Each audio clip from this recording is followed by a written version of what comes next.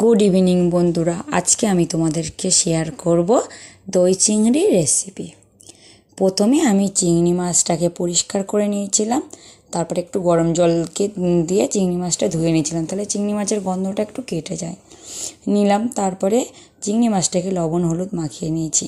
তারপরে কড়াই তেল দিয়েছি, তেলটা যেই গরম হয়েছে এই কড়াই প্রথমে দিয়ে তেল দিয়ে তাতে চিংড়ি মাছটা দিয়ে দিলাম, দিয়ে হালকা একটু এপিট ওপিট করে নেড়ে ওতে হালকা জল দিয়ে ঢাকা দিয়ে দিলাম, যাতে 5 মিনিটের মতো ঢাকা বন্ধ করে রেখেছিলাম, যাতে চিংড়ি মাছটা একটু একের সাথে কী হবে, চিংড়ি মাছটা ভালো করে সিদ্ধও হয়ে যাবে, আর তেলটা দেওয়ার কারণে চিংড়ি মাছটা সুন্দর একটা ফ্লেভারও আসবে।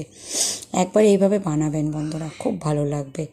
তারপরে নিয়ে কড়াটা ঢাকনাটা খুলে 5 মিনিট পরে আমি আবার কী করলাম, চিংড়ি মাছটাকে সুন্দর করে এপিট ওপিট করে ভেজে হালকা ভেজে নামিয়ে নিলাম। চিংড়ি মাছ কিন্তু বেশি ভাজলে ভালো লাগে না, তাহলে খারাপ লাগে।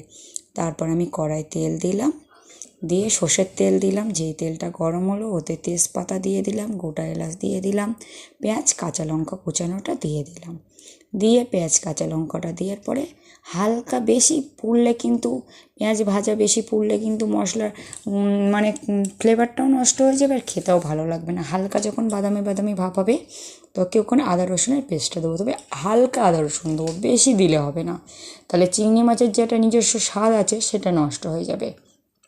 তারপরে আমি দিয়ে আদা রসুনটা হালকা দিয়ে এপিট ওপিট করে নাড়লাম, নেড়ে ভালো একটু কষালাম যতক্ষণ না মশলা থেকে তেল ছাড়ে। ওতে 2-4টা আমি চিনির দানা দিয়ে দিলাম, যাতে সুন্দরভাবে একটু কালারটা আসার জন্য। তারপর আমি ওটা দিয়ে দিলাম, আগে থাকতে আমি দইটা ফাটিয়ে রেখেছিলাম, আর কাজু আর পোস্ত আগে থাকতে আমি ভিজিয়ে রেখেছিলাম। তাতে কি হয়, যখন মিক্সিতে পেস্ট করব সুন্দরভাবে পেস্টটা হয়ে যাবে, দানা দানা ভাবটা থাকবে না। তারপর আমি সুন্দরভাবে চিংড়ি মাছটা পেস্ট করে এই সুন্দরভাবে আমি আদা রসুনের আর কাজু আর পোস্তটা পেস্ট করে দিয়ে দিলাম, আর ওতে যে মশলা ধোয়া জলটা ছিল সেটাও দিয়ে দিলাম, দিয়ে ভালো করে কষিয়ে নিলাম। কষিয়ে নেওয়ার পরে যখন আরেকটু মশলাটা তেল ছাড়লো তখন আমি ওতে দিয়ে দিলাম দইটা আমি আগে থাকতে ফাটিয়ে রেখেছিলাম। আপনারা ইচ্ছে মতো টক দইটা ব্যবহার করবেন, আমি এখানে একটু 100 গ্রামের একটু কম দই ব্যবহার করলাম।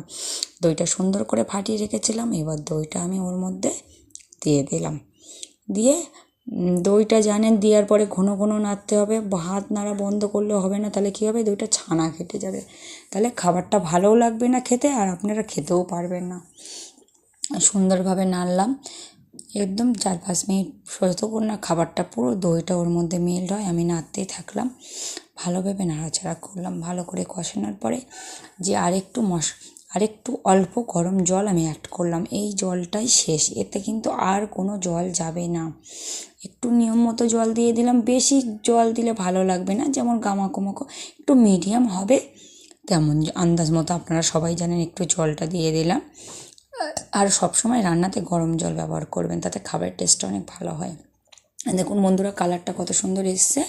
এতে আমি এবারে জল দিয়ে ঢাকা দিয়ে দেবো, যখন ফুটে আসবে বন্ধুরা তখন আমি ওতে চিংড়ি মাছটা দিয়ে দিলাম, দিয়ে ঢাকা দিয়ে দিলাম আবার 5 মিনিটের মতো, যাতে 5 মিনিটের মধ্যে ভালোভাবে চিংড়ি মাছটা পুরো মেল্ট হয়ে যায় এবং ভালোভাবে সুন্দরভাবে ফুটতে থাকে।